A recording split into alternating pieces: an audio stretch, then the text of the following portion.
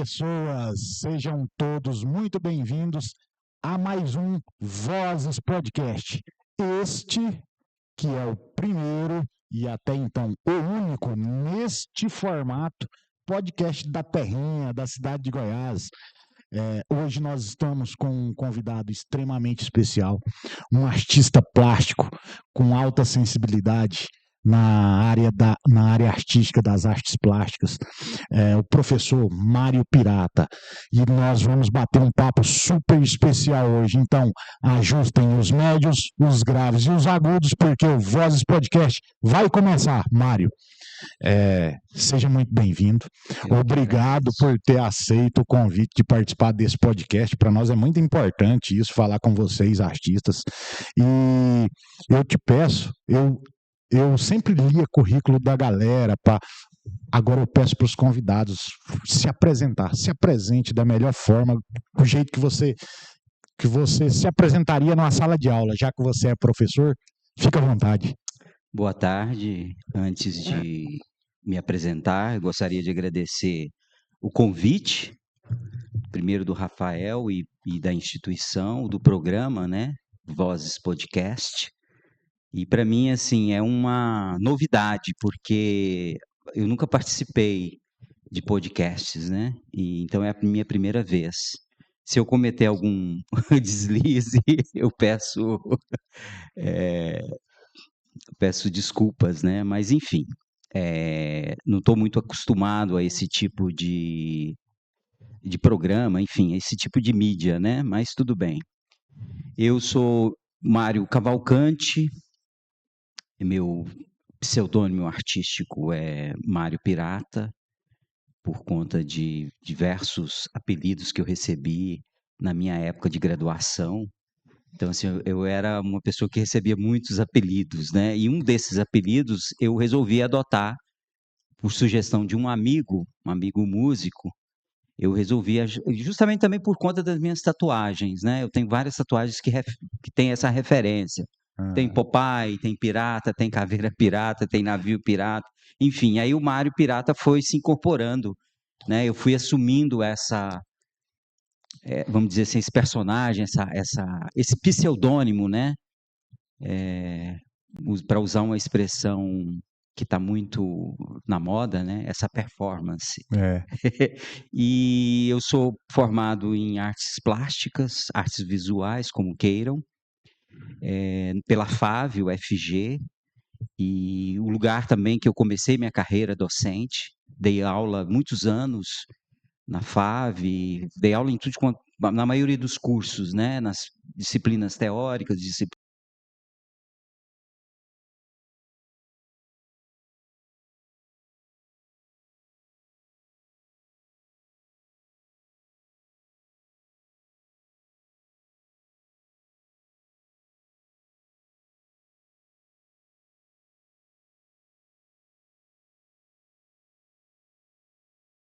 após a minha graduação.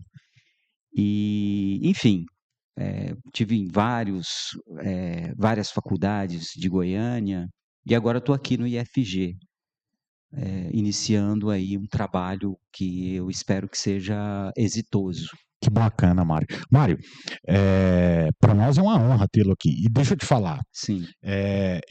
Você não precisa se preocupar por achar que talvez não tenha intimidade com os microfones ou com as câmeras, porque para nós aqui do Vozes, aliás, quando nós pensamos em criar o Vozes Podcast para fazer difusão das artes, de todas as linguagens artísticas, difusão e popularização da ciência, o objetivo principal nosso era realmente deixar os convidados extremamente à vontade, e que esse papo seja um papo, tipo assim, que se a gente estivesse conversando numa mesa de bar, se a gente estivesse conversando no intervalo da faculdade, a gente fazendo perguntas de pessoas comuns, né? Porque, afinal de contas, perguntas de pessoas comuns, mas sem perder o rigor científico, sem perder a seriedade acadêmica, né?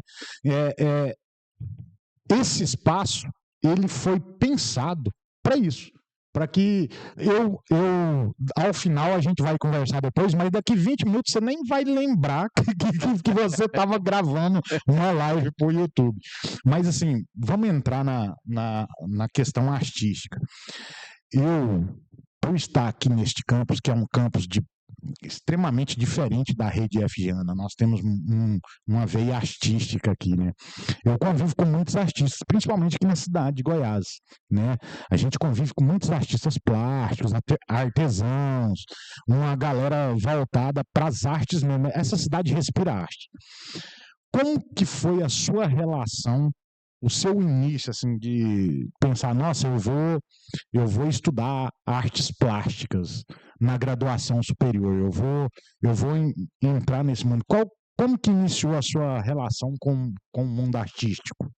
Então, eu desde criança, né, eu tinha essa coisa de desenhar, assistia programas, né, um dos meus primeiros mestres, eu costumo dizer que um deles foi o Daniel Azulay, que tinha um programa nos anos 80 na TV Bandeirantes, que ensinava a gente a desenhar. Ele foi um dos meus primeiros mestres. O outro foi o Derzu, que é um dos criadores do Asterix e Obelix, que eu me apaixonei pela grafia, né, pelo grafismo do Asterix, aí deixava de comer na escola para poder juntar dinheiro para comprar as revistas. Fui colecionador, né, tive a coleção completa. E o Maurício de Souza. Sim. Era eu não fui aquele adolescente, aquela criança que gostava de desenhar super-herói. Nunca desenhei super-herói. Minha paixão era essas figuras, sabe? Meio caricatas. O cartoon, né? O famoso cartoon. E adorava desenhar a Turma da Mônica, adorava desenhar o Asterix e Obelix, e adorava também os programas do Daniel Azulay. Depois, com o tempo, eu não deixei, né? Fui cada vez mais me apaixonando pela ideia de desenhar e, por sinal, é uma tradição na minha família. A gente tem muitos desenhistas, alguns profissionais, outros não. Alguns se tornaram artistas, outros mais amadoristicamente. E eu fui, né, mexi com outras coisas, e aí um belo dia, um amigo meu, Guto, né, que é artista plástico também, Guto Lemes, que é um dos idealizadores daquele projeto que tem lá em Goiânia, Goiânia Art Deco Festival, é um dos incansáveis lutadores pela arte, pela Art Deco, né, o patrimônio Art Deco de Goiânia. E aí ele chegou, né, numa viagem, ele estava morando em Rondônia, chegou com um monte de revista, os grandes artistas. Olha isso aqui, Mário, e tal, o Michelangelo, olha o que ele diz e tal. E ele tinha o quê? 17, eu tinha 18 anos. E aí, logo, aquelas histórias, aquelas biografias, o trabalho daqueles artistas foi nos encantando. E a partir daquele momento, eu me decidi. Falei, não, vou ser artista. Né? Lógico que nesse inteirinho aí, nesse meio, né, nessa trajetória, a gente foi para vários caminhos. E até que, depois de muito tempo, eu resolvi fazer uma graduação.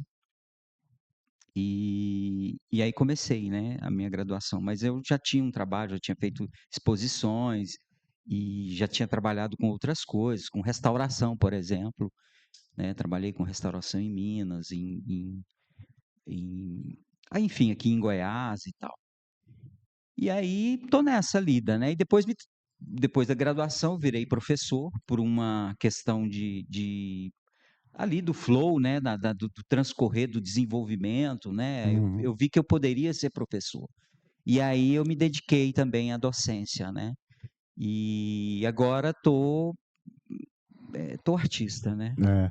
Não sei até quando, mas Ô, Mário, o trabalho de restauração é algo que me chama muita atenção, porque é um trabalho delicado de se fazer. Que bacana saber disso. Eu não sabia que você tinha trabalhado com restauração.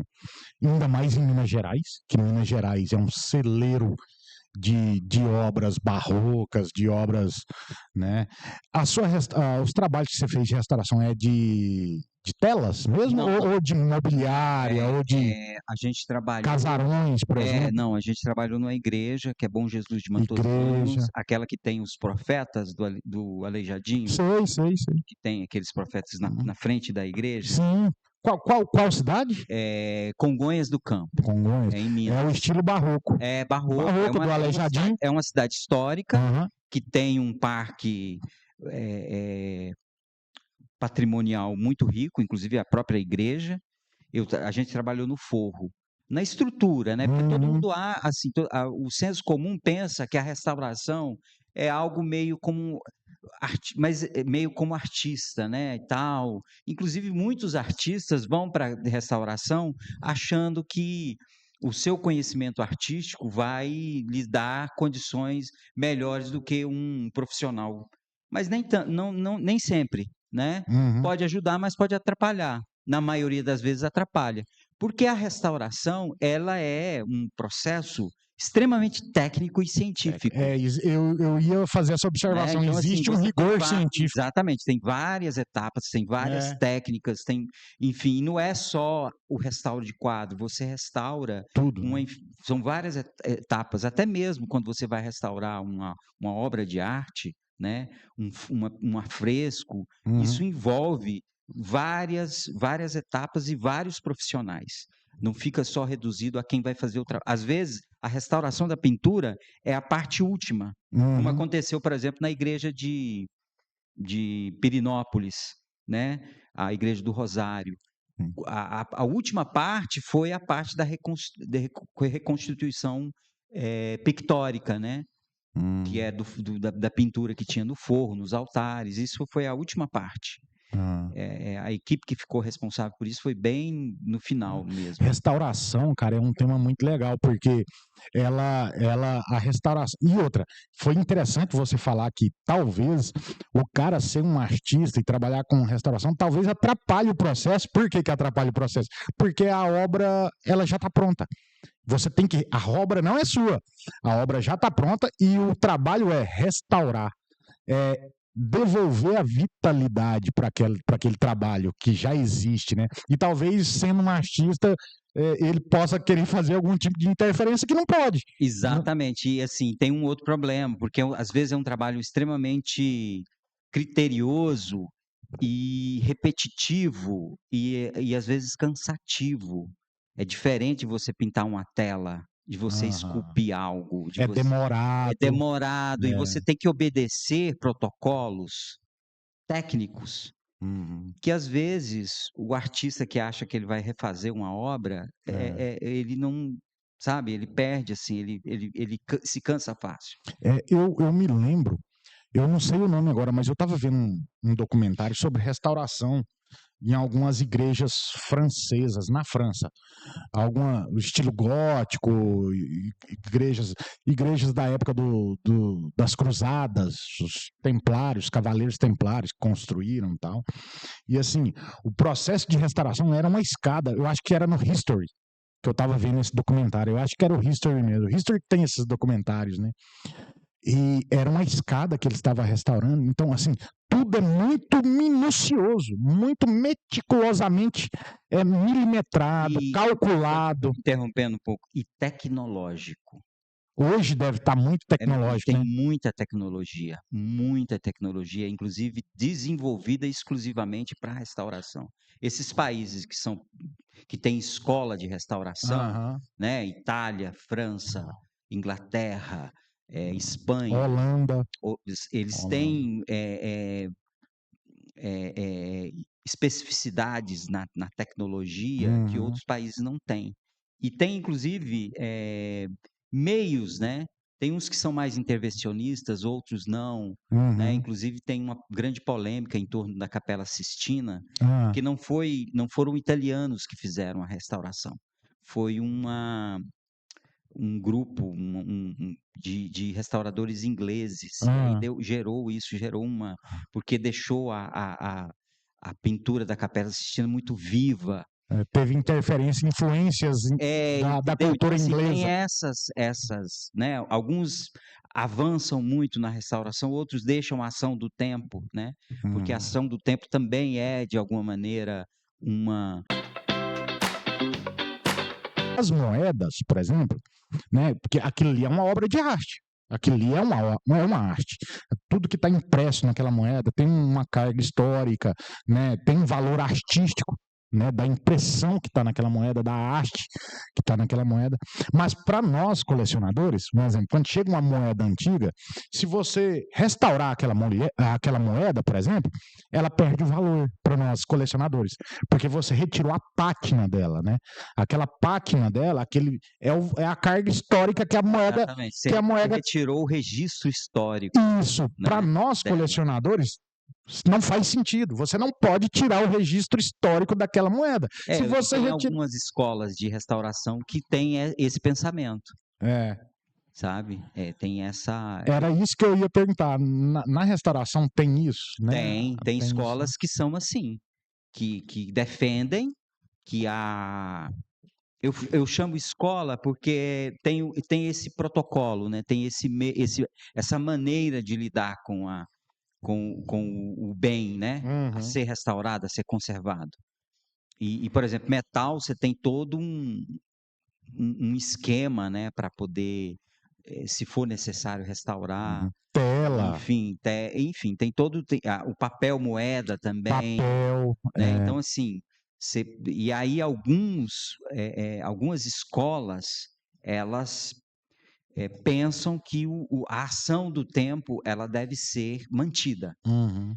Essa ideia de você tentar restaurar e trazer as cores e a textura do passado é Uhum. impossível. É impossível, é. Não, e muitas das vezes, se tem nessa tentativa, pode jogar o trabalho fora, pode Exatamente. estragar a obra. Exatamente. Você Né? pode, ao invés de trazer aquilo à vida novamente, né, a atualidade, você colocar aquele bem a perder, né. É. Não, bacana demais. Parabéns, viu, Mário? Restaurador. É, Cara, eu que bacana, velho. Trabalho eu muito relevante, né? eu tive uma experiência, né, não sei se eu poderia me considerar um restaurador, mas eu tive essa experiência com a Hum. restauração. E foi extremamente... E vamos tocando. Você coloca para gravar. E aí, Mário? E aí, sabe, tinha todo um cuidado, assim, e um policiamento, sabe, Aham. porque tinha aquela coisa meio bairrista. Uma Sim. empresa de Goiás e A uma empresa que era uma preciosismo, né? construtora, Então, assim, os ateliês teve matéria em jornal de coisa, sabe, teve assim, mas assim, eles conseguiram fazer. Eu saí antes, né, de terminar a restauração, mas ficou lá, eh, mais de 1 ano fazendo trabalho lá, sabe. Eu Uhum. fiquei lá uns 6 meses, se eu não me engano, 6 meses, e depois fui embora, vim de volta para Goiânia. E é isso, assim, sabe, tem não era nada glamuroso, né, o meu Uhum. trabalho, era um trabalho... Mais relevante, Mário. Sim, Trabalho muito relevante. lógico, era um trabalho, né, era uma coisa que eu abracei, e eu sabia que em determinado momento iria aparecer coisas mais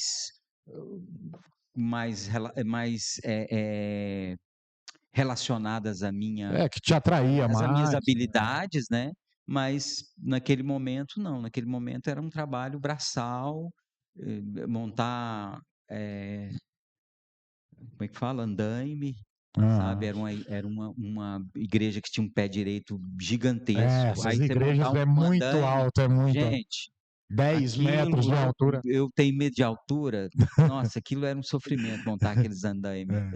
Ô, Mário, você falou como que foi a sua entrada no mundo artístico, assim, mas e suas influências artísticas? Você Olha, falou que teve influência do eu tive essa Maurício de influência, Souza, exatamente, essa influência inicial, né, nas artes nas plásticas. artes plásticas, tem aqueles, vamos dizer assim, aqueles, tradicionais, né, o impressionismo, Van Gogh, eh, teve esses inclusive por influência do meu amigo que chegou com aquelas coleção de revista, né, de banca, aquelas enciclopédias que tinham. Hoje em dia nem sei se tem mais, eram os grandes artistas, e aí tinha lá, eh, Renoir, tinha enfim, eu conhecia, né, mas com essas revistas eu entrei mais dentro da biografia, uma biografia um tanto quanto romantizada e tal,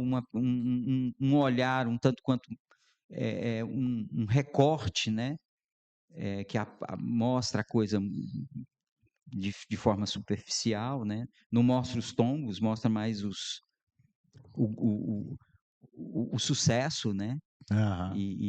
E aí fui me apaixonando, né, e assim, pô, eu falei: "Nossa, tem que ser uma coisa assim, eu tenho que fazer isso", né. Leonardo da Vinci, Michelangelo, sempre esses artistas europeus, né, considerados os grandes artistas. E e aí me decidi em ser artista, né, me Uhum. decidi em ser artista. Aí você vai descobrindo outros, né.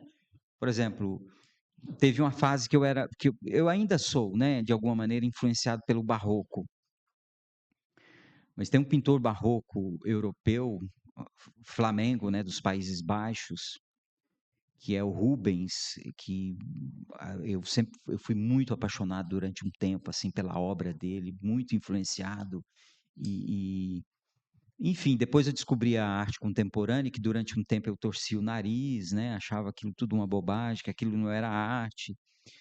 E Existe essa discussão, né, sobre arte é, contemporânea, exatamente. Tem muitas né? expressões, né, vamos dizer assim, de forma coloquial, que não são É consideradas a arte ou são questionadas se massificada, aquilo dali é arte, é a né. arte massificada para comercialização, Eu penso assim, a arte em grande escala, né, em escalas tipo o Romero Brito, que é aquela arte massificada. Ele massificou a arte dele, que é, ele é, espalha isso para todo lugar e todo mundo tem ele é um artista, um mouse Romero Brito. Ah lá, ele Romero Brito, né? ele é um designer, vamos dizer assim, É, que faz um trabalho artístico, que é. pinta, mas assim, isso é uma opinião pessoal minha, sem fazer demérito da obra dele, sem entrar nesse debate, Ah, sim, que é, sim. existe todo um É debate em porque cima. já existe esse Mas debate. assim, eu acho que o Romero Brito, ele é um designer, assim, ele é um cara É. que trabalha com ilustração e enfim. Mas isso é uma opinião minha, sem fazer demérito a ele e sem querer entrar nessa Eu também polêmica, acho isso. Ele é mais sabe. designer do que. E nem quero entrar muito nesse debate, porque esse debate já cansou, assim. E eu acho assim, o trabalho dele tem valor? Relativamente tem, né, para esse talvez para esse tipo de para o público dele. É, ele tem o público dele. Não é um trabalho artístico que me inspire ou que eu tenha al que eu consiga estabelecer algum diálogo ou estabelecer alguma relação. Perfeitamente. Não é algo que me atraia, né, eu enquanto espectador. Enquanto artista, muito menos, assim, não é um artista que eu goste. Por exemplo, o Banksy. O Banksy, né, que alguns dizem que é um coletivo, outros dizem, né, que tem toda essa mística em torno do nome dele. Tem algumas coisas do Banksy que eu gosto, que eu acho interessante, mas não é um artista que me, Uhum. sabe, que me seduz, assim, que eu acho, sabe, assim, que me pegue e tal, né. E eu acho que ele tem a sua importância, enfim, uma infinidade de questões que ele provoca, eh, que ele publiciza, né, se é que a gente pode chamar de ele, né, Aham. ou eles, ou enfim, isso também não me interessa muito. Me interessa mais é o que ele produz e tal. Mas também não é um artista, assim, que eu, sabe, nossa, o Benz, tem gente que vem falar e tal, eu falo: legal, bacana isso, né, essa estratégia política que às vezes o Bensky faz de questionar o mercado de arte e tal, e enfim.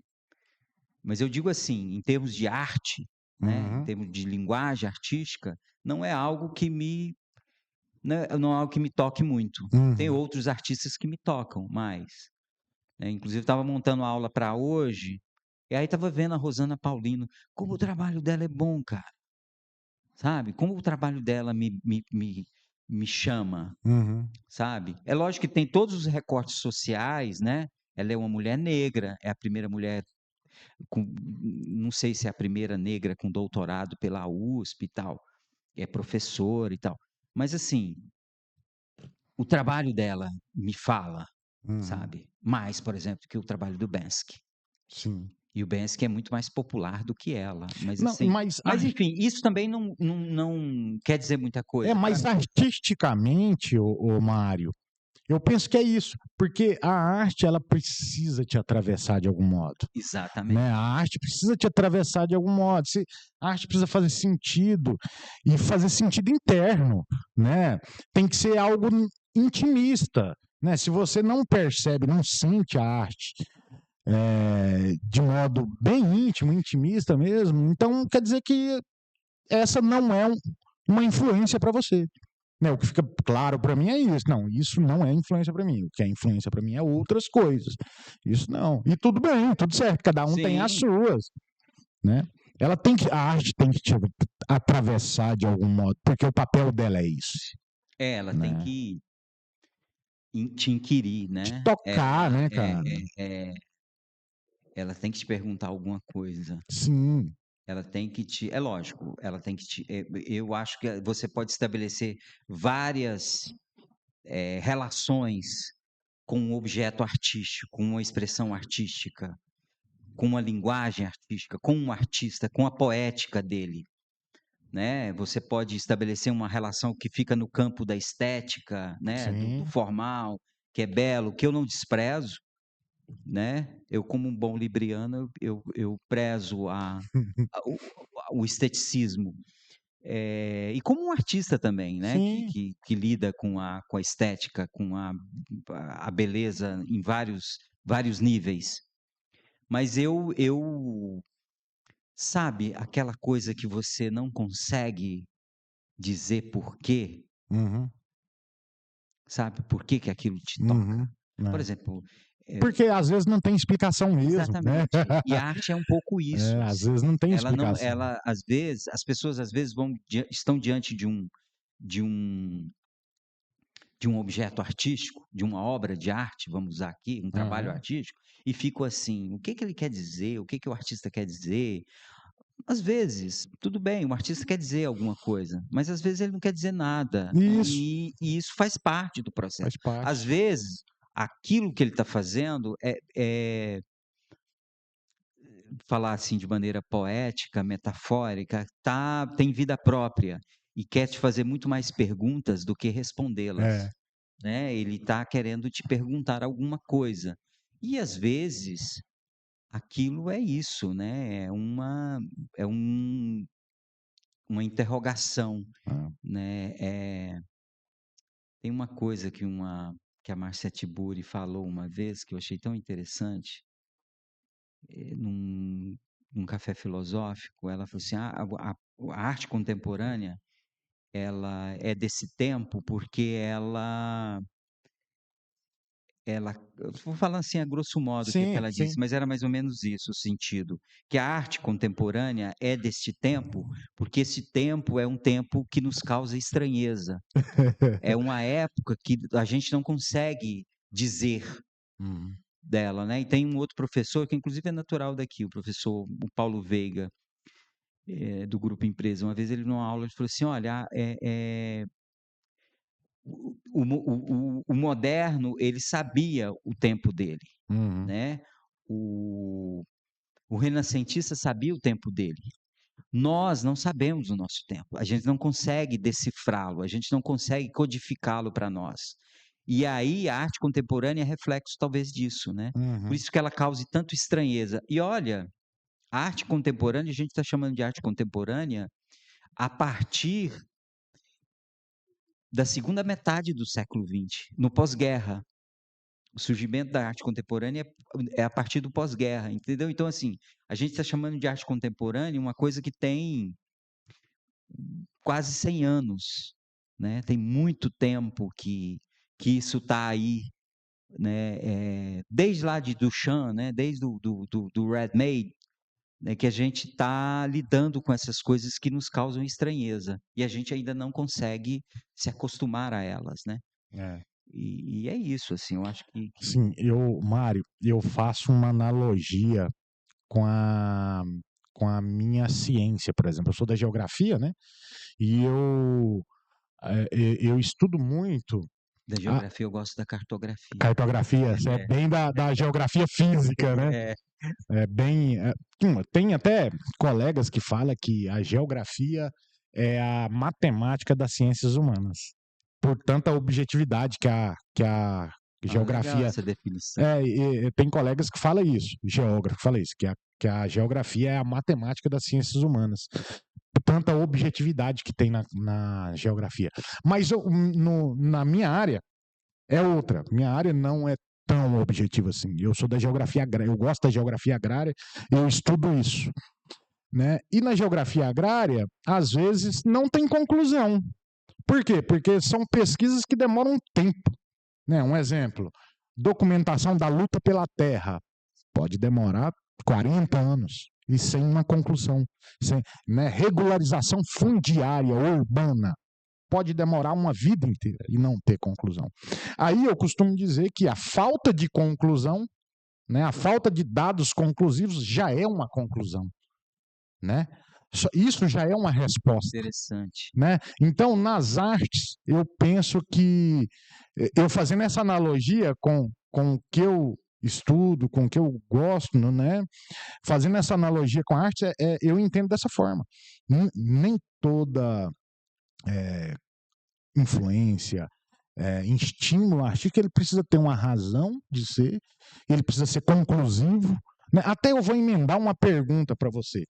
Quando você está trabalhando em suas obras, como que você acha que ela acabou? Você fala assim, nossa, essa obra, você me disse que atua muito com artes plásticas na tela. Sou Você pintor. está pintando uma tela, certo? Sim. Aí, quando que você entende que essa tela, nossa, esse trabalho acabou, foi concluído e para por aqui? Então, Tem um momento que tem aquele estalo, aquele. é difícil, porque eu nunca sei muito bem, né, o que que eu vou assim, eu não tenho noção de como é que aquilo vai terminar, Uhum. né. Não que eu não pense muito antes de fazer, né, não é uma coisa, assim, meio automática e, vai pelo instinto, né. É lógico que o instinto conta, é lógico que o imprevisto, o imprevisível conta, mas a gente tem, né, eu tenho, assim, às vezes eu penso num tema, às vezes agora principalmente, quando eu comecei essa fase, essa pesquisa, lá em 2017, eu voltei a pintar em 2014. Em 2017 eu falei: "Não, eu acho que a minha poética vai ser pintura". Aham. Porque eu já fiz gravura, eu já fiz fotografia, eu fui um tempo pela fotografia e tal, mas eu falei assim: "Nossa, o que eu gosto, o que eu quero fazer em fotografia, eu não vou conseguir fazer porque é muito caro". Uhum. Falei: "O que eu vou fazer? Vou pintar". Eu iniciei minha vida artística pintando, né, então assim, eu vou voltar a isso.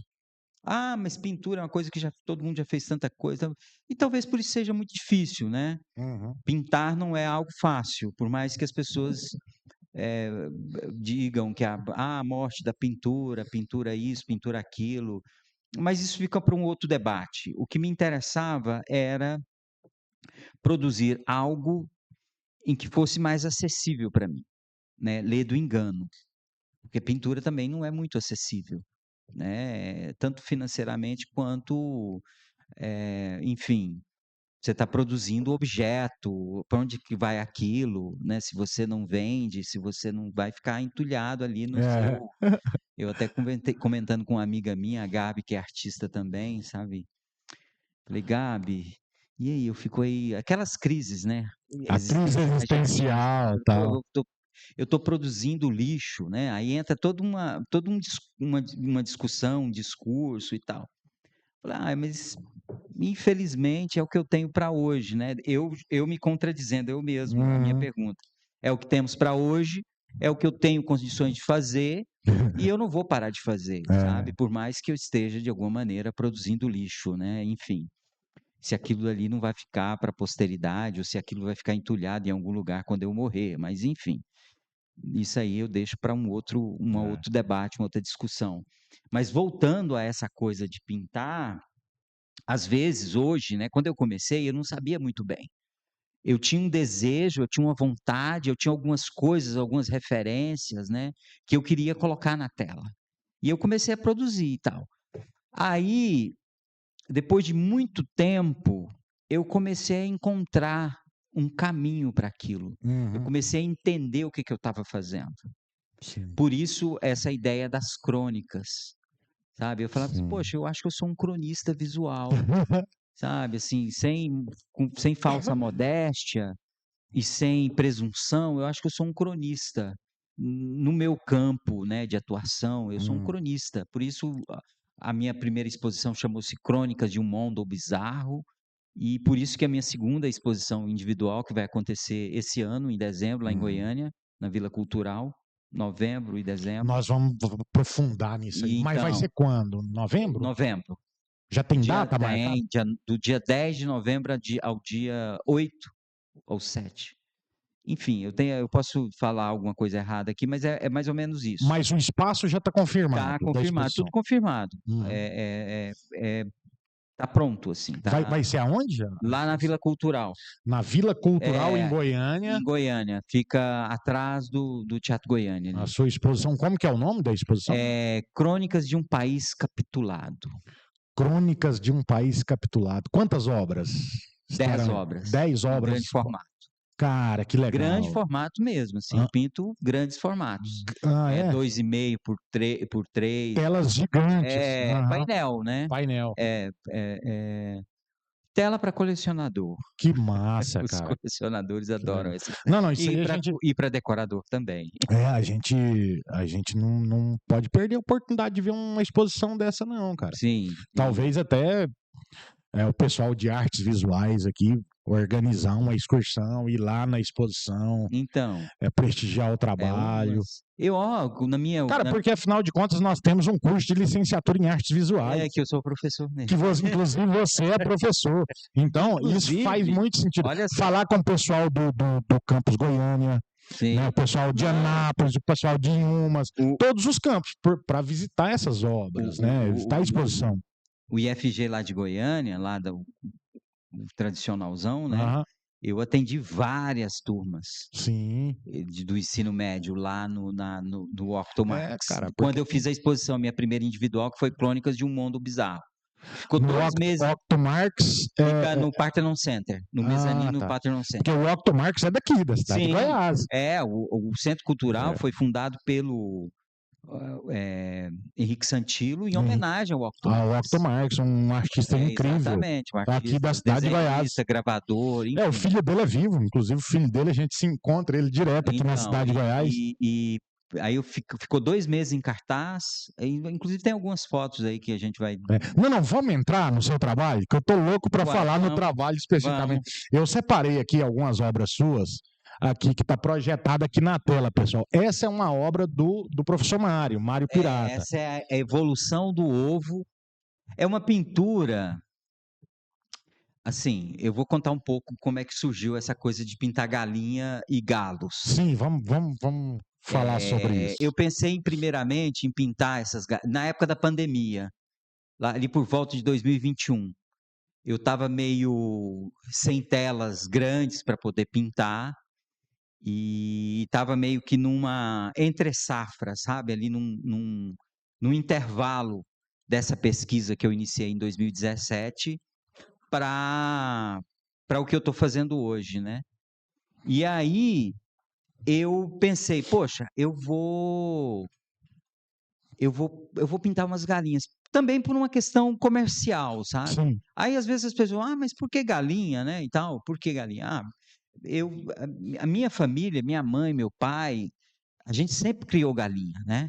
Então, Uhum. assim, desde criança eu convivi muito com galinheiro, com galinha. Me parece que esse é um hábito bem interiorano, assim, do estado Exatamente, de a gente Goiás. era na cidade, assim, sabe, a É. gente criava até pouco tempo, até mais ou menos 2016, minha mãe criou galinhas, né. Eu me lembro que na década de 90, casas de amigos, no bairro que a gente morava, tinha chiqueiro, criação de porcos, Sim, tinha galinheiro, exatamente. Minha criação mãe de teve galinheiro galinha, até 2016, assim. criação de Foi as codornas. últimas galinhas que minha mãe criou. Então eu sempre tive. Aí eu descobri por que o tema, né, porque é uma questão meio afetiva, né, É. enfim, e aí eu comecei a pintar. Só que eu pensei assim: "Dô, eu vou fazer as galinhas de uma forma bem, eh, naturalista". Só que aí eu começava a fazer, mas aí eu ia me sentindo um desejo de acrescentar mais alguma coisa. Por exemplo, eu gosto muito de trabalhar com elemento, com signo, linguístico, né, com Uhum. palavras, com letras, com números também, né, com Sim. numerais e tal, que às vezes não tem nenhuma, conotação ou nenhum sentido lógico ou guarde alguma mensagem. Aquilo é por uma questão estética e por uma questão também de criar ruído, né, na pintura, assim, criar sei lá, uma interrogação. E porque eu acho interessante, assim, colocar coisas nonsense na minha Ah, pintura, sabe. Eu gosto de sei. misturar várias coisas. Eu acho que eu herdei do barroco, que durante um tempo eu fui muito apaixonado, essa coisa, sabe, essa profusão de direções e tal, e eu me expresso nesse over de elementos, né. E essa tela é a evolução do ovo. Eu comecei com esse galo mais naturalista aí no meio e Aham. fui colocando elementos e tal. Aí falei: "Pô, vou colocar aqui um ovo", enfim, começa de um jeito e acaba terminando de outro. Sim. Mas foi interessante que essas galinhas eu Aliás, deixa eu gasto só fazer uma sim, observação aqui, pode fazer. porque eu fiz umas perguntas aqui, eu até te falei que eu tinha anotado umas perguntas. Sim, Uma das perguntas era essa. Quer ver? Eu vou ler a pergunta que eu escrevi para certo, você, pode ler. que eu escrevi para Por te favor, fazer. leia. Aqui, ó.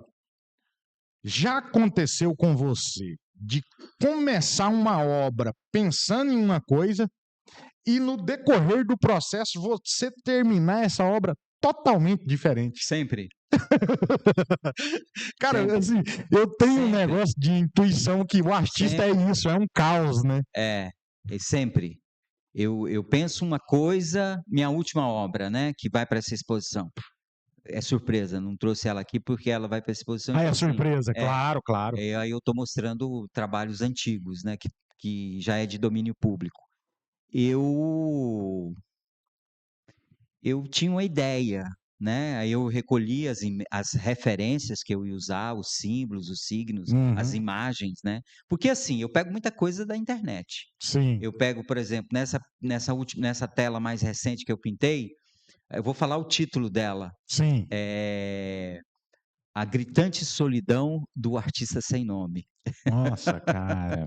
É, Não, meus só por nomes aí, só meus nomes são muito irônicos é, também. os títulos É das uma obras. característica do meu trabalho, a ironia e o sarcasmo, Uhum. né. Eu às vezes eu fico até meio pensando: "Poxa, mas esse é um tema tão sério, e aí eu estou fazendo uma ironia em cima disso daí". Cara, mas esse tipo de provocação, É isso, esse tipo de provocação, provocação. ela é muito providência, é revolucionária. Por quê? É, É, porque através desse tipo de provocação é que incomoda o indivíduo, incomoda o cara que está vendo a sua obra, que está tentando entender a sua cabeça. E incomodar, eu acho que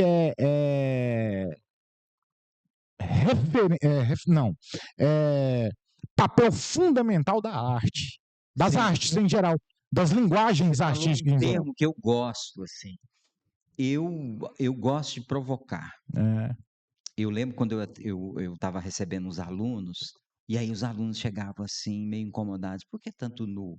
é, E né? assim, tive até dificuldade de responder, sabe. Eu falei assim: "Nossa, mas isso é uma coisa tão mas também pelo meu lugar, né, pela minha experiência, assim, desenhar anatomia, o nu, é é tradição, né, na Sim. história na história da arte, é Leonardo da Vinci representação fazia isso o tempo exatamente. inteiro. E é uma coisa que faz parte, né, da Michelangelo. tradição, da pintura figurativa, da arte figurativa, Uhum. né, Os gregos representavam. enfim, é uma coisa que é tácito ali, é consensual, né, vamos dizer Uhum. assim. E aí aquela pergunta, eu falei assim, eu fiquei meio sem saber, eu falei: "Não, porque são estudos, né, eram Uhum. estudos de desenhos e experimentação, né. A figura humana para mim é o meu elemento principal. Você vai encontrar a figura humana representada em tudo. E é uma pintura, não é uma pintura da natureza, é uma pintura urbana. É uma pintura que fala do mundo urbano, assim, de referências do mundo urbano, do mundo da internet, da cultura pop, da história da arte, do mundo da política, enfim, de vários campos, né, de vários espaços e locais de, de, de conflito e enfim, né?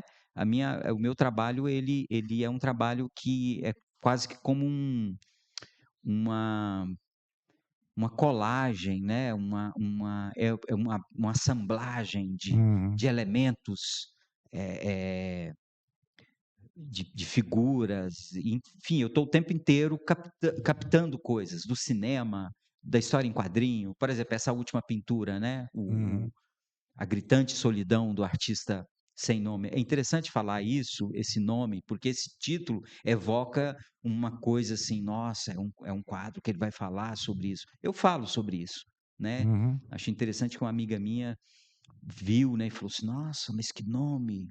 Eh, Aí quando ela viu a pintura, ela teve um choque, assim, porque Uhum. ela achou que era uma coisa meio dramática que eu ia Sim. apresentar, mas no entanto eu Melancólico, e talvez. tal, mas tem um pouco de melancolia, tem provocações de sentido, mas por exemplo, tem o cachorro caramelo, Aham. tem o cão coragem, né, aí as pessoas vão me perguntar: "Por que o cão coragem?", né. Enfim, eu não vou falar aqui, porque Sim. eu quero deixar isso para o dia da exposição. Mas assim, enfim, eu trago várias referências, né, tem o Amigo da Onça, por exemplo, Aham. sabe aquele cartoon do Sei. Técnicos? Tem o Amigo da Onça lá, enfim, tem várias referências. E é isso, assim, eu costumo juntar um monte de elementos, de imagens, de referências díspares que não têm nenhuma relação umas com as outras, e elas acabam tendo alguma relação. É. Eu acabo forçando isso ali no campo da pintura, né, Aham. ali no retângulo, no quadrado, enfim. Sim. Eu, né, no suporte ali, eu vou criando essa na composição, né, no plano, eu vou Uhum. compondo e criando uma narrativa, uma história, que numa primeira visada, às vezes pode parecer nonsense, mas que com um olhar mais detido, prestar atenção Uhum. e você fazendo os links, né, linkando uma coisa com a outra, ligando uma coisa com a outra, você encontra ali Não, uma porque uma uma uma história, a é, sua interpretação da é. obra, né. Por quê, Mário? Eu entendo assim. Esse tipo de obra que normalmente é um caos. Colocar uma aguinha. Esse tipo de obra que eu entendo um caos, assim, eu gosto demais. Eu me amarro nesse tipo de obra, né? Muito ao estilo do Gabriel Fratek. Ele, inclusive, ele teve aqui no nosso podcast. Sim, Ele tem um esse artista estilo, urbano, um né, artista urbano de que ele arte gosta urbana. daquele caos, de vários elementos. Então, Isso me agrada eu muito. também. Isso me agrada muito, esse tipo de caos. Porque esse tipo de trabalho Sim, artístico, de obra, ele exige esse olhar mais detido mesmo. Entendeu? Por isso que o caos, esse tipo de caos de vários elementos, me agrada.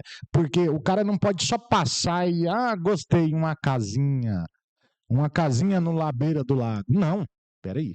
Para você entender isso aqui, você vai ter que parar, olhar, analisar e entender aquilo. Senão você não vai, uma olhada superficial não vai te tocar. né? E isso me agrada, esse tipo de conceito artístico, sabe? Vamos dar uma mergulhada aqui, que eu quero passar para a próxima obra sua aqui, que ainda continua nessa série, né? Na Essa série do... é um outro galo que eu fiz, e aí eu tinha uma ideia, né, de fazer Uhum. uma pintura mais solta, que eu chamo de mais não tão definida, né, tão naturalista, e aí eu não tinha muito bem o que que eu ia fazer, como é que seria a pincelada, como é que seria o desenho, e comecei a pincelar. E aí, eu gostei muito do resultado, sabe, eu ia Uhum. jogar mais cor, mas aí eu falei: "Não, espera aí, esse preto e branco tá muito bom". E me lembrou um artista estadunidense, Hum. de uma escola chamada Escola de Nova York, né, do Ashton Painting, do lado da galera do pós-guerra estadunidense, lá de Nova York, era o Franz Klein. Aí eu falei: "Cara, me lembrou aquelas pinturas, aqueles painéis do Franz Klein". Aí eu batizei o galo Franz, né. O Galo Franz. É, o Franz Franz Klein, tá aí. Franz Klein, por conta dessa, porque lembra muito as pinturas dele, sabe. As pinturas dele lembram e são grandes painéis, né, grandes pinturas em grandes formatos, em que ele gesticulava o braço, né, dava pincelada e lembrava aquelas grafias japonesas, sabe. Tinha um pouco dessa, e era uma pintura abstrata que não tinha, enfim, eu achei parecido, né, com a pintura do Franz Klein e quis batizar dessa forma. É, ô Mário, você falou que gosta muito dos signos linguísticos na sua. Essa aqui é uma outra ali, tem ali já uma palavra alfa ali, né? Esse é o macho alfa e seu, como é que é? Eu esqueci o título da pintura, desse desenho. É o macho alfa e sua história de destruição, como é que é? É uma pintura extremamente política e crítica, Aham. né, você vê que tem ali uma figura de um cara extremamente, né, forte, Viril, viril e tal. tal, e em volta dele tem uma infinidade de elementos ali, tem uma bomba E, atômica, tem míssil, tem um mundo de e me destruição. parece que em volta da cabeça dele ali surge pensamentos que ele talvez esteja pensando e refletindo sobre isso em volta da Não, aquilo cabeça. na realidade eu quis colocar aquele escafandro, sabe? Ah, o marítimo, Eu quis colocar um daquele escafandro, só que não deu certo, porque ele os mergulhadores da Segunda Guerra Mundial, isso, eu quis colocar assim. escafandro, Foi sim. uma coisa meio nonsense também, Aham. e eu não sei se deu certo, Não, ficou porque pra parecendo uma mim, outra não, coisa. acho que super deu certo, sabe por quê? Porque o macho alfa da atualidade, com um escafandro na cabeça, é muito simbólico, porque a cabeça desse macho alfa, ele tá dentro de uma bolha mesmo. Ele tá dentro de uma bolha Tá vendo? que acontece só Eu dentro da realidade jamais dele. faria essa leitura. A minha Eu leitura jamais faria essa leitura. é, Eu que coloquei esse escafandro, é, que foi uma coisa mais nonsense mesmo, para dar hum, sabe, assim, quebrar ou é. gerar sabe. Eu resolvi colocar, porque eu achei interessante essa coisa, sabe, Cara, achei interessante sensacional, velho, sensacional. visualmente, né. E, enfim, aí tem vários elementos, tem lá o rinoceronte, né, que é um animal em extinção. A pessoa Aham. perguntou para mim um dia: "Uai, por que que esse rinoceronte está fazendo aí?" Eu falei: "Ah, porque ele foi É, extinto". ele E ele tá foi bem, extinto por ele tá quem? bem ali no cantinho direito da obra ali, ó, o Exatamente. rinoceronte, Com o chifre chifre cortado, cortado. né, enfim. E aí É, tem vários simbolismos. tem "Ah, mas é uma vários. obra muito colorida e tal". Aí isso é um problema que eu, sei lá, É. às E, vezes eu procuro resolver, mas eu sou um cara que às vezes começo a usar cor e vou usando, eu ainda hoje em dia eu estou aprendendo a lidar com isso, assim. Mas às vezes eu me pego muito over e não controlo, porque eu estou uhum. fazendo, né, então assim, eu deixo a coisa fluir. Cara, E mas eu às gosto vezes demais. eu a maioria das pessoas adoram. Esse estilo me agrada muito. Não, Me inclusive agrada eu muito. lembro de uma menina que ela falou assim: "Nossa, legal que é esse cara todo machão com um batom na boca". Eu pensei isso. O artista não pensou, mas a leitura que o público faz, cara, E massa que seja é porque assim. a arte é isso, deixa a gente fazer a leitura que a gente. Cara, eu faço dezenas de.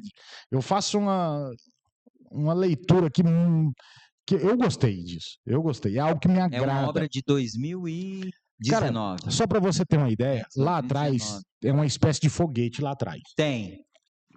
A minha leitura disso aqui, por causa que o título da obra é esse, Um foguete é um míssil, né? um foguete é um míssil, macho alfa. Isso tá falando da virilidade daquele macho alfa, né? Aquele foguete apontado para cima. E ao mesmo tempo, atrás daquele foguete apontado para cima, tem um caindo, porque faz todo sentido, porque não se sustenta. Inclusive, esse mundo que está em volta dele, esses signos, eles estão de alguma maneira em ruína, Em ruína, né? né? Eles estão em ruína. Essa figura desse macho alfa, Perfeito. né? Dessa figura, né? Que as feministas gostam de nomear do patriarcado, de Sim, alguma sim. maneira está ruindo, né? Está É. entrando em conflito, Colapso, né? em colapso, enfim. Isso, lógico, isso é um outro debate, mas eu quis pensar muito nesse símbolo, né? Uhum. Nesse símbolo dessa coisa do poder, né? Desse homem que invade países, que Promove guerras. promove guerras, enfim. Aí eu peguei esses signos, né? Que estão muito em voga no debate atual e trazer para essa pintura. Na realidade, eu quis fazer uma provocação, né? E nasceu assim. Eu fui fazer um desenho de anatomia Sim. e comecei a desenhar a partir de um desenho grego, né? De uma figura grega. Eu não me lembro de quem que era, e aí acabou saindo essa figura aí. E eu achei essa figura muito marcante, assim, muito forte. E aí resolvi fazer, incrementar com esses outros elementos aí em volta da pintura. Não, sensacional. Vamos para frente aqui. Me fale um pouco mais Nossa. desta obra. Visualmente é impactante. Visualmente essa obra. Essa pintura. Essa é uma grande tela. Em homenagem a Goiânia. Essa é uma grande tela. Grande tela. Tem 1,5 por 2 por 2. Eu vou pedir pro nosso estudante que está na técnica, o Enzo, para ele focar nessa tela, porque essa tela cara, é impactante essa tela. Então, quando puder, o Enzo, foca nessa tela aí para a gente dar um enfoque melhor aqui para a gente ver, viu, Enzo? Aí, fala um pouco mais sobre essa. Então, é uma tela que eu fiz em homenagem a Goiânia. Lógico que é uma homenagem provocativa. Uhum. Ela tem vários elementos Sim. críticos e elementos provocadores. Cara, e tem um elemento ali totalmente goiano. Qual que é? É o lobo-guará. O lobo-guará. É o cerrado. Representa sabe por o cerrado, o estado de Goiás. Quando eu fiz teve uma outra tela que eu usei um rinoceronte, que é uma tela anterior a essa, que estava inclusive na exposição. Que é um animal de savana também, um animal savânico, mas que não é nosso. Por que você está retratando o rinoceronte, uma coisa tão longe da gente? E por que você não retrata os animais do cerrado? Né? Aí eu peguei e joguei um lobo-guará ali. E, enfim, eu acho que eu não tenho que ter essa preocupação de qual fauna eu vou retratar. Eu acho que eu tenho que retratar aquilo que o meu processo criativo está pedindo, sabe? Eu posso colocar um lobo-guará, como eu posso colocar um tamanduá, mas eu posso colocar também um chimpanzé. Um elefante. Um rinoceronte. E deixa eu te explicar por quê. Agora é o professor de geografia. Explica. Bom, antes dos continentes se separarem, né? Quando era Pangeia ainda, a África era aqui colada com o nosso continente sul-americano. Ao separar, ou seja, toda a fauna é a mesma. Por isso nós falamos que o Cerrado brasileiro é a savana brasileira, porque a savana africana o bioma é parecido. Pô, eu tava dando aula de Porque nós éramos um continente só. arte rupestre lá sobre Nied Guidon, É. lá da Serra da Capivara, entendeu? O homem veio lá da África para cá, há não sei quantos mil anos atrás, entendeu? Então, assim, era tudo colado. Era Como é tudo que eles colado. vieram? Eles não atravessaram o mar, Era eles tudo vieram colado. por terra.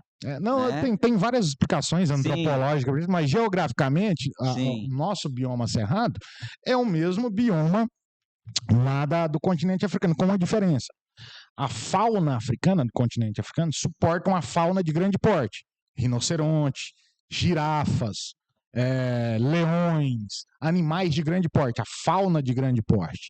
Né? Por quê? Porque as árvores, a flora africana, ela é mais robusta do que a nossa aqui. Então, suporta animais de grande porte, ao contrário da nossa. Né? O maior animal aqui é a onça pintada, nossa, que tem no Cerrado. Né? Mas, sim, em tese, o Cerrado, nosso aqui Goiânia, é o mesmo Cerrado africano. É o mesmo, é savânico.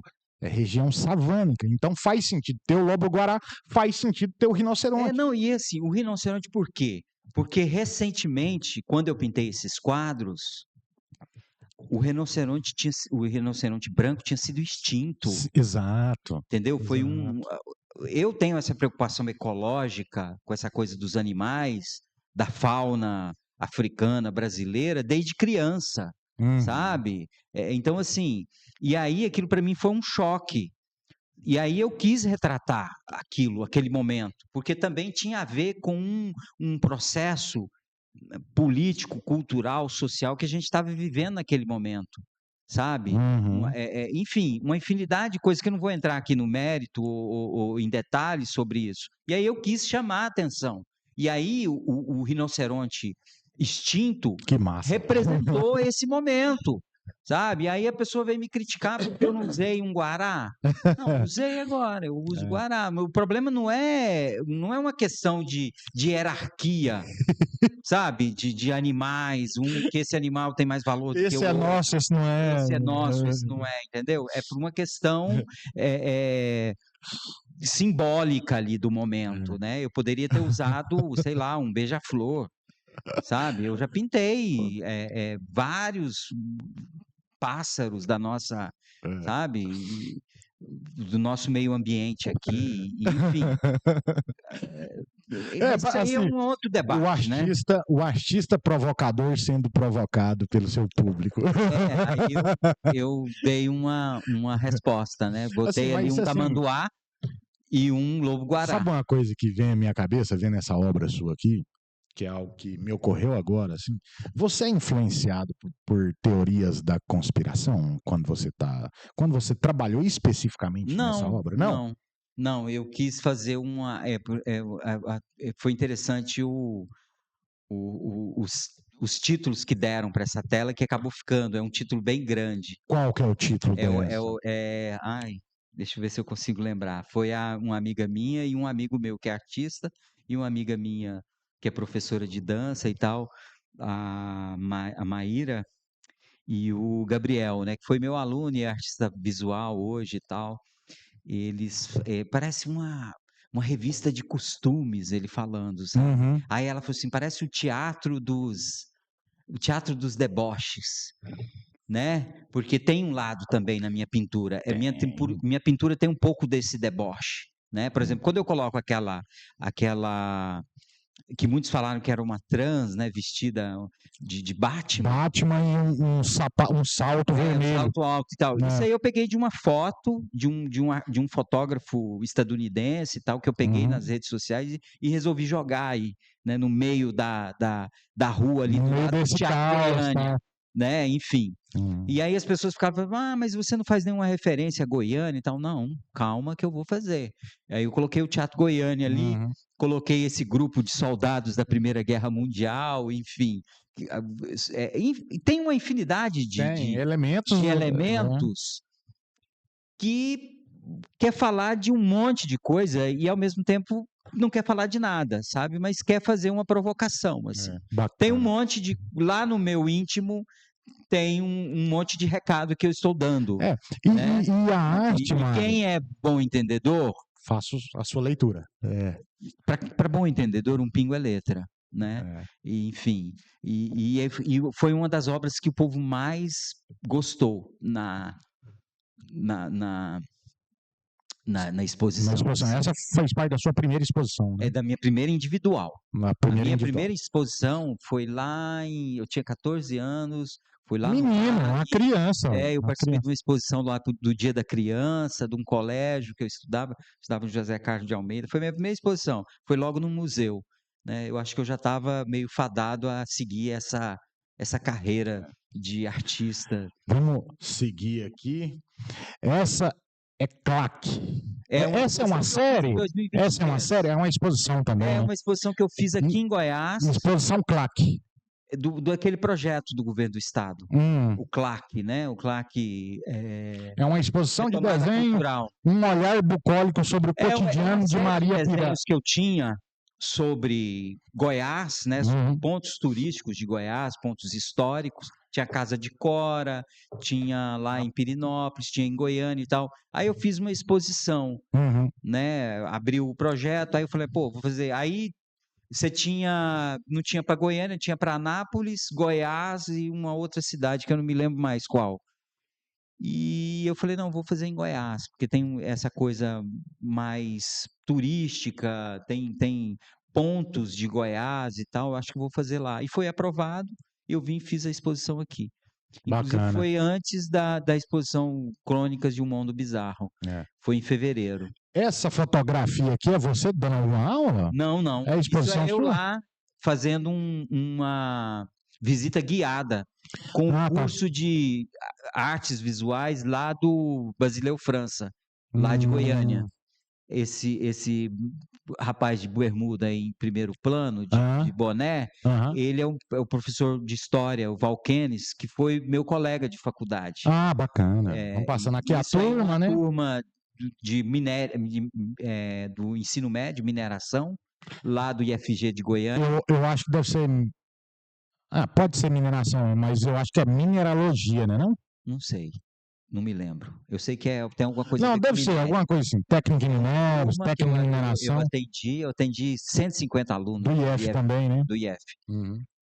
Nesse dia aí tinha uns 30 e poucos. Que mais uma Isso aí aula. eu falando, não é bem aula, né? Eu tô falando sobre o meu trabalho, assim. As obras ali estão eu suas. fazendo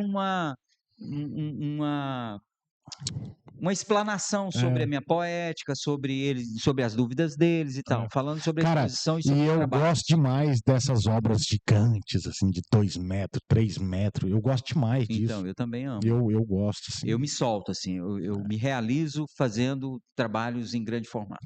Trabalhos em pequeno formato eu sempre apanho um pouco. Isso aqui é uma reportagem no Popular? É uma reportagem sobre essa exposição. E olha a obra que eles escolheram. Eles mal sabiam do que se tratava. Olha só, a Mário Pirata abre mostra Crônicas de um Mundo... Mundo Bizarro. Mundo Bizarro em Goiânia. Bizarro por causa do álbum do... Eu me inspirei no título do álbum do Ramones. Ramones tem um disco dos anos 90 que chama Mundo Bizarro. Bacana. Eu gostei desse... Popular fez uma matéria. Fez, Popular, saiu em várias mídias, além... Isso em 2023, né? 2023. Foi de março de 2023 a junho de 2023. Que bacana, cara. Isso aqui é outra obra. Essa foi a minha primeira obra sobre a pandemia. Quarantine in the Mundo.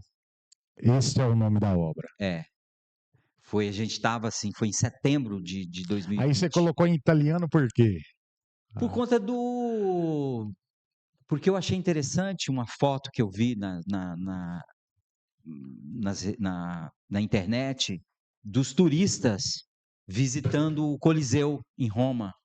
E aí a distância, todo mundo de máscara. Eu até coloquei algumas figuras assim, olhando o celular e tal, algumas figuras que tem nessa reportagem. Acho que é na revista Veja ou da Folha de São Paulo, uma coisa assim. E aí por isso eu coloquei Quarentine de Mundo. por conta dessa coisa, dessa referência que eu fiz ao Coliseu, né? E, Bacana demais. Mário, sim, sobre o seu processo de criação. Vamos falar um pouquinho aqui só sobre o seu processo de criação. Se o seu processo de criação fosse uma música, qual estilo musical seria? Ou não teria um estilo definido? Você já pensou nisso? Assim, seria um punk rock? Você acha que você seria um punk rock? Ou você eu seria ultimamente, assim, você eu seria gosto um de rock. Beethoven? Ou você seria um Beethoven? Não, acho que não. Eu não seria tão técnico e tão Uhum. criterioso e tão perfeccionista ou tão rigoroso, né? Acho que o termo seria esse, eu não seria tão rigoroso com a técnica como era um Beethoven. Talvez eu seria mais um punk, que inclusive é Um um punk, dos né? estilos de rock que eu ando, de música de rock, que eu ando ouvindo, que eu ando com o ouvido muito atento para ele, é o punk, né? É, Assim, porque sua obra ela tem uma agressividade, tem, né? Ela tem uma agressividade passiva ali, assim. sim, tem uma Na mensagem, agressividade. não só na mensagem, mas Eu assim, acho que ela tem tem um neologismo que eu criei, ah, que é zombetelho. zombetelho. É, de zombar e de pentelho, né, Aham. é daquela coisa, Zombar pentelhando. é isso. Aí eu misturei as 2, zombetelho. Ela é uma coisa meio assim, sabe, meio, Meio provocadora, meio jocosa. exatamente, sarcástica e É, tal. Eu não consigo ser sério aham.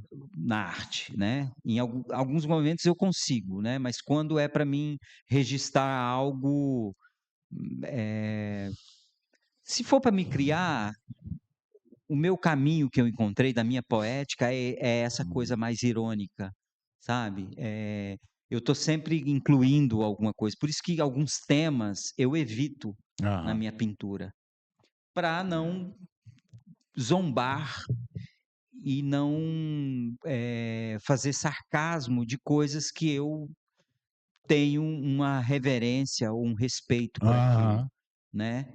Eh eu tenho uma certa ética, vamos dizer assim, sabe, Uhum. assim, eu tenho uma ética própria minha que eu É.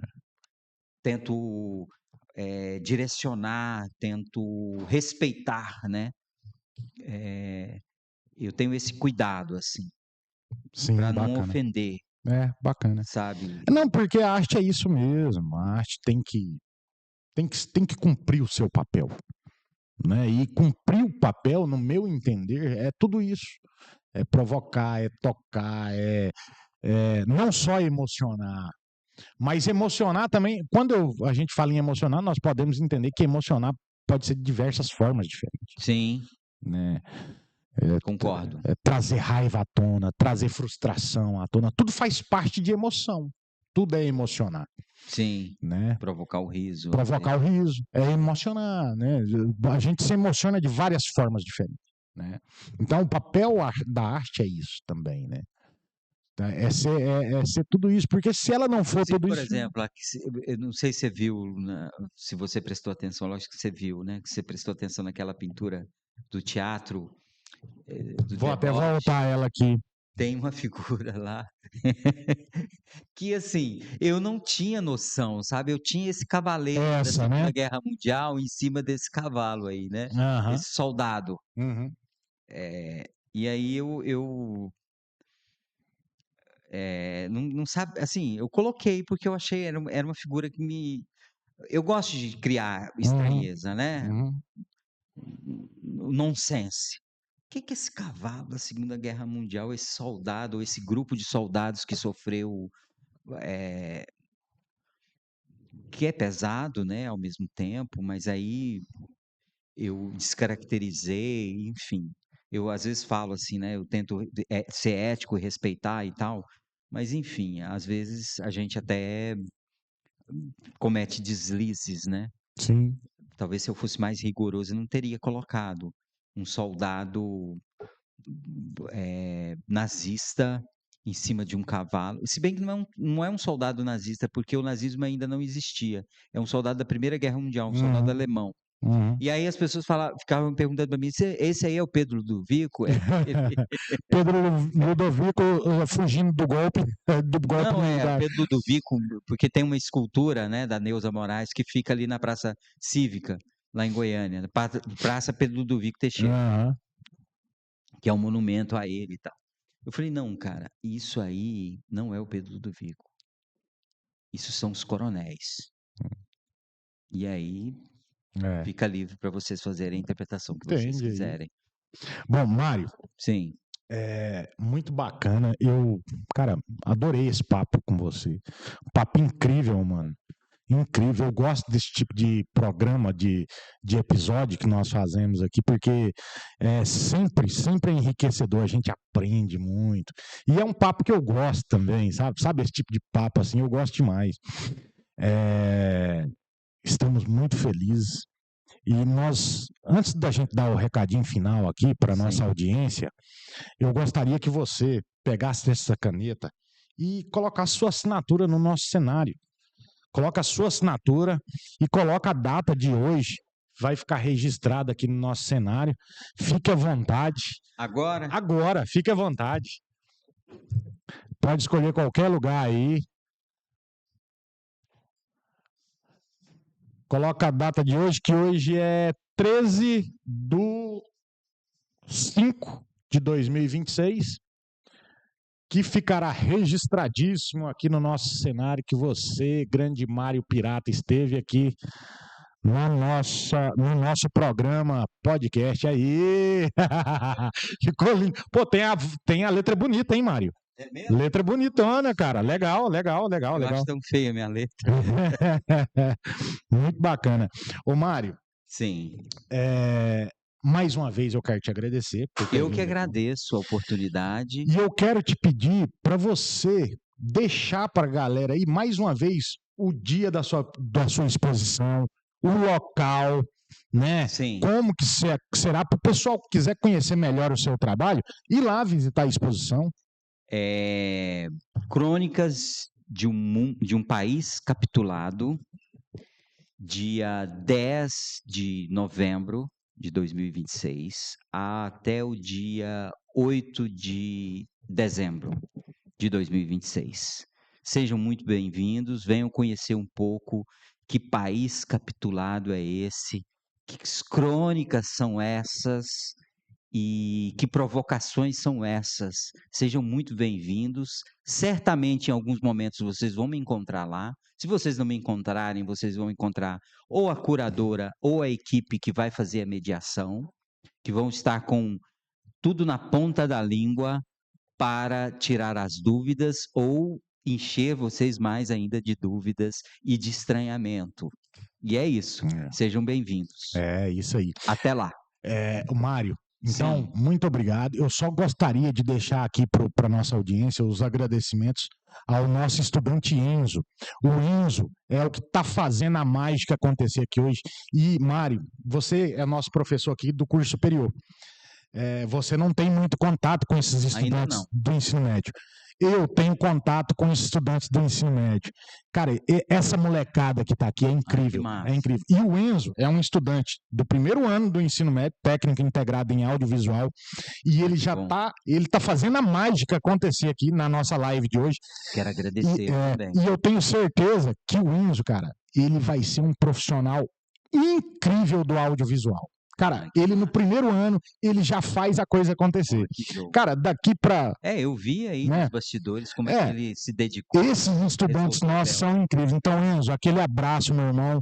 Sei, valeu demais. A gente vai estar aqui, a gente está aqui no Vozes Podcast e na escola, e no Instituto Federal de Educação, justamente para fazer isso, para tornar vocês profissionais, para que vocês saiam daqui verdadeiros profissionais e aptos a estarem em qualquer lugar exercendo essas profissões.